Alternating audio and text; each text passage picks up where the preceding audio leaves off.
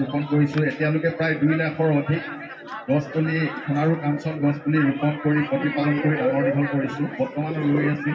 আৰু আমাৰ এটা অনুষ্ঠান আছে সোণাৰু কাঞ্চন কৃষ্ণচূড়াৰ নামেৰে। আৰু আমাৰ এই অনুষ্ঠানটোত উজনি অসমৰ প্ৰায়বিলাক শিল্পী বিপিন চাওডাঙৰ পৰা আদি কৰি কুসুম কৈলাশ, মাধৱ ৰঞ্জন, নীল আকাশ, নীলাক্ষী নেওগ আদি কৰি প্ৰায় 55 গৰাকীৰ অধিক শিল্পী আমাৰ এই অনুষ্ঠানটোৰ লগত জড়িত হৈ আছে। আৰু প্ৰত্যেক বছৰে আমি সোণাৰু কৃষ্ণচূড়াৰ বৰ্ষপতি অনুষ্ঠান অনুষ্ঠিত কৰোঁ।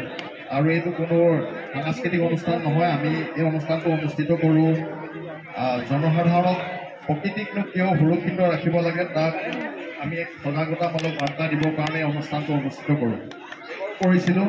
এইবাৰ বলিউডৰ শিল্পী বিনোদ ৰাথোৰ আহিছিল। আৰু আশা কৰোঁ অনাগত দিনতো আমি এই ধৰণৰ অনুষ্ঠান কৰি যাম।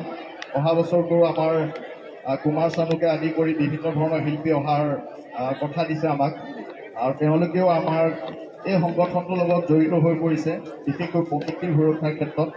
আৰু বহুতো মানুহে কয়, বহুতো মাননি দি আমি এই প্ৰগ্ৰেমবিলাক কৰোঁ। আচলতে প্ৰকৃততে ক'বলৈ গ'লে তেনেকৈ নহয়। আমাৰ লগত যিবিলাক শিল্পী জড়িত হৈছে কোনেও আমাৰ পৰা মাননি নলয়। সকলোৱে নিজেই আমি নিজৰভাৱে কৰোঁ। এতিয়া বলিউডৰ বিনোদ ৰাথোৰ আহিছিল, তেখেতো অসমলৈ আহিলে যেনেধৰণে বহুত মাননি লয় তেনেধৰণে লয়। আমাৰ পৰা মাত্ৰ 3,50,000 তেওঁ লৈছিল অকল ফ্লাইটৰ অহা যোৱাৰ কাৰণে, হোটেলত থকাৰ কাৰণে। অহাবাৰবোৰ আহিব কুমাৰ চানু চান আদি কৰি বহুতো শিল্পী অহা আমাক কথা দিছে যে প্ৰকৃতিৰ সুৰক্ষাৰ কাৰণে যিবিলাক আমি তেনেধৰণত আমি সহযোগ আগবঢ়াম। আশা কৰোঁ আপোনালোকেও আমাৰ এই সংগঠনৰ লগত জড়িত হৈ পৰক। আমাৰ লগত কোনো ৰাজনৈতিক নেতা বা ধৰ্মীয় লোক থাকিব পাৰে বা নোৱাৰে বুলি কোনো কথা নাই। প্ৰকৃতিৰ সুৰক্ষাৰ ক্ষেত্ৰত আমাৰ লগত ৰাজনৈতিক নেতাৰ পৰা আদি কৰি ধৰ্মীয় লোক সকলোবিলাক থাকিব পাৰে। আপোনালোকেও থাকক। আৰু আপোনালোকে যদি সহায় সহযোগিতা আগবঢ়ায়, মই কথা দিছোঁ এই বছৰ বহাগ বিহুৰ প্ৰাক মুহূৰ্তত আপোনালোকৰ এই দৰগাহলৈ অহা যিটো পথ আছে, এই পথটোত যদি আপোনালোকে সহায় সহযোগিতা আগবঢ়ায় তেতিয়াহ'লে সোণাৰু কাঞ্চন কৃষ্ণচূড়াৰ ফুলিৰে এই পথটো এক সুন্দৰ বাতাবৰণ সৃষ্টি কৰি অনাগত দিনত এই অঞ্চলটো পৰ্যটনৰ আকৰ্ষণৰ কেন্দ্ৰবিন্দু হিচাপে গঢ়ি তোলাত আমি প্ৰয়াস কৰিম। আৰু এই কামবিলাক আমি এইকাৰণে কৰিছোঁ, আপোনালোকে ভালদৰে বিশ্লেষণ কৰিলে চাব গোটেই অসমখনত বৰ্তমান বেচৰকাৰী হিচাপত প্ৰায় 60 লাখ শিক্ষিত নিবনুৱা যুৱক যুৱতী আছে। আৰু কোনো এখন চৰকাৰে, যি চৰকাৰে নহওক অসমত এই 60 লাখ নিবনুৱা যুৱক যুৱতীক সংস্থাপিত কৰাটো ইমান সহজ নহয়। গতিকে আমি এক পৰিকল্পনা যুগুত কৰি লৈছিলোঁ যে গোটেই চৰাইদেউ জিলাখন যিহেতু এক ঐতিহ্যমণ্ডিত এক স্থান, ইয়ালৈ পৰ্যটক আহে। এই পৰ্যটকক যদি আমি আৰু আকৰ্ষিত কৰিব পাৰোঁ, সেইকাৰণে আমি কৰিছিলোঁ কি কুসুম কৈলাশ, মাধৱ ৰঞ্জন, নীল আকাশ, বিপিন চাওডাল সকলোকৰ লগত আমি আলোচনা কৰি আমি পৰিকল্পনা কৰিছিলোঁ যে গোটেই চৰাইদেউ জিলাখনক যদি আমি বছৰকৰ 12টা মাহৰ ভিতৰত যদি 6টা মাহ আমি গোটেই ফুলাম কৰি যদি তুলি ৰাখিব পাৰোঁ, তেতিয়াহ'লে পৰ্যটক আৰু আকৰ্ষিত হ'ব।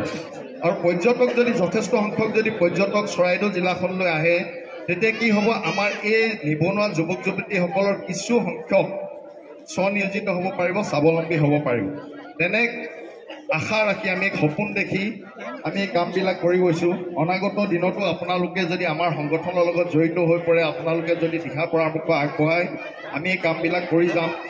আৰু গোটেই চৰাইদেউ জিলাখনক অতি কম দিনৰ ভিতৰতে সোণাৰু কাঞ্চন কৃষ্ণচূড়াৰ ৰঙীন ৰঙেৰে এক নতুন আভাস দিবলৈ প্ৰয়াস কৰিম।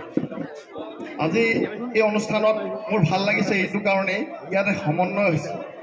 আপোনালোকে অলপ বুৰঞ্জী যদি বিশ্লেষণ কৰি চায়, এই বুৰঞ্জীত যদি আমি ভালদৰে যদি যিসকল, আৰু ইয়াতো যথেষ্ট সংখ্যক বুৰঞ্জীবিদ আছে, মই ইমান নাজানো, তথাপিতো মই যিখিনি জানো তাকে মই ক'বলৈ চাম।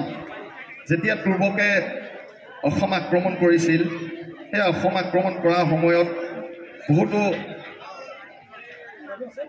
যুদ্ধবন্দী ইয়াত থাকি গৈছিল। আৰু সেই যুদ্ধবন্দীসকল আমাৰ এই আহোম ৰাজত্বৰ সময়ত তেওঁলোকে আহোম জাতিটোৰ লগত সংমিশ্ৰণ ঘটি সমন্বয় ঘটি অসমীয়া জাতি হিচাপে পৰিণত হৈছে। পৰৱৰ্তী সময়ত যেতিয়া মীৰ জুমলাই অসম আক্ৰমণ কৰিলে, তেতিয়া সেই মীৰ জুমলাৰ লগত যিজন বুৰঞ্জীবিদ আহিছিল চাহাবুদ্দিন তালিচ, তেখেতে লিখি থৈ গৈছিল বুৰঞ্জীত লিখি থৈ গৈছে যে অসমত থকা যিসকল মুছলিম সম্প্ৰদায়ৰ লোক আছে তেওঁলোকক মুছলিম বুলি কোৱাতকৈ অসমীয়া বুলি কোৱাহে বেছি যুক্তিসংগত কাৰণ তেওঁলোকে আহোমৰ লগত লগ হৈ মোগলৰ বিৰুদ্ধে যুদ্ধ কৰিছে আৰু এতিয়া কি কৰিছে এতিয়া যিটো ৰাজনৈতিক নিকৃষ্ট ৰাজনৈতিক বাতাবৰণ সৃষ্টি হৈছে সেই ৰাজনৈতিক বাতাবৰণে কি কৰিছে ইছলাম সিদ্দিক হুছেইন যিটো বাঘ হাজৰিকা কয় বাঘ হাজৰিকা অস্তিত্ব নাইকিয়া কৰিব বিচাৰিছে কিন্তু মই জানো যে বুৰঞ্জী লিখা হয় বুৰঞ্জী ৰচনা কৰা নহয় আমাৰ যিবিলাক আহোম বুৰঞ্জী আছে সেই আহোম বুৰঞ্জীবিলাক বিকৃত কৰাৰ চেষ্টা প্ৰয়াস কৰিছে এইবিলাক উচিত নহয় বুৰঞ্জীয়ে সদায় সঁচা কথাই কয় সঁচা কথাবিলাক লিখা থাকে আৰু আপোনালোকৰ মুছলিম সমাজত যিবিলাক যুদ্ধবন্দী আছিল পৰৱৰ্তী সময়ত যেতিয়া প্ৰতাপ সিংহৰ দিনত আমাৰ মোমাই তামুলী বৰুৱাই আপোনালোকক কিছুমান বাদ দিছিল হাজৰিকা বৰা হত্যা এনেধৰণে কৰি পিনি কিছুমান বাদ দিছিল আপোনালোকে আমাৰ আৰু চব কেনে এক ধুনীয়া সংমিশ্ৰণ কৰিছে সমন্বয় ঘটিছে আহোম ৰজাই আপোনালোকক বাদ দি পিনি অসমীয়া জাতিটোৰ লগত অসমীয়া সত্তাটোৰ লগত কেনেধৰণে আগুৱাই লৈছে চব চাওলুং চুকাফাই অসমলৈ আহিছিল 1228 খ্ৰীষ্টাব্দত কিন্তু চাওলুং চুকাফাই অসমত ধৰ্ম প্ৰচাৰ কৰিবলৈ অহা নাছিল অসমত বিভিন্ন জাতি জনজাতিক সংমিশ্ৰণ কৰি এক বৃহত্তৰ অসমীয়া জাতি গঠন কৰিবলৈ চাওলুং চুকাফাই মোৰ দৃষ্টিভংগীত চাওলুং চুকাফাই অসমলৈ আহিছিল আমাৰ নিজস্ব ভাষা আছিল টাই ভাষা আছিল আমি নিজস্ব ভাষাটোক এৰি দিছোঁ আমি অসমীয়া ভাষা গঠন কৰিছোঁ অসমত বিভিন্ন জাতি জনজাতিক চাওলুং চুকাফাই একগোট কৰি অসমীয়া জাতি গঠন কৰিছিল আৰু সেই জাতিটোৰ নামে আজি অসমীয়া জাতি হিচাপে পৰিচিত হৈছে গতিকে এই অসমীয়া জাতিটোত যে অকল আহোমসকলে আছিল এনেকুৱা নহয় বড়ো মিচিং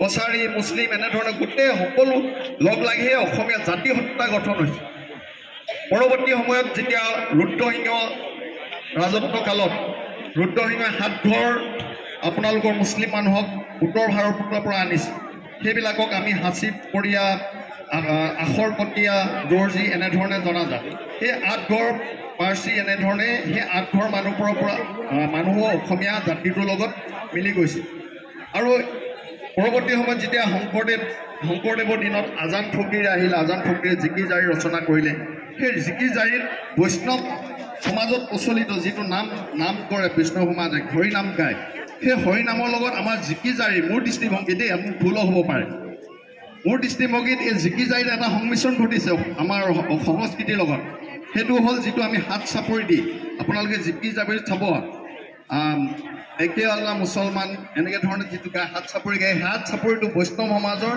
নাম ধৰ্মৰ লগত মিলিত হৈ আছে এইবিলাক সংমিশ্ৰণ ঘটিছে এইবিলাক সমন্বয় সংস্কৃতি আৰু আমাৰ যিটো সংস্কৃতি অসমত যিটো সংস্কৃতি হৈছে এইটো সমন্বয় সংস্কৃতি বিভিন্ন জাতি জনজাতিৰ লগত সমন্বয় হৈছে আপোনালোকে বিহু আহিলে আপোনালোকে মুছলিম সমাজত বিশেষকৈ বিহু আহিলে আপোনালোকৰ মুছলিম ছোৱালীয়ে আমাৰ বিহু নাম গায় আমাৰ চৰাইদেউ বিহু দলতে আছে আপোনালোকৰ মুছলিম সমাজৰ ছোৱালীয়ে আমাৰ চৰাইদেউ বিহু দলত নাচনী হিচাপে পৰিচিত বিহু নাম গায় আমাৰ লগত এইবিলাক হ'ল সমন্বয় সংস্কৃতি আপোনালোকে আমাৰ মানুহৰ মৃত্যু হ'লে যেনে 10 দিনত দহা কৰে 40 দিনত কাজ কৰে 30 দিনত সকাম কৰে এই যিবিলাক সংস্কৃতিবিলাকো আপোনালোকৰ মই জনাত এতিয়াও জীয়াই আছে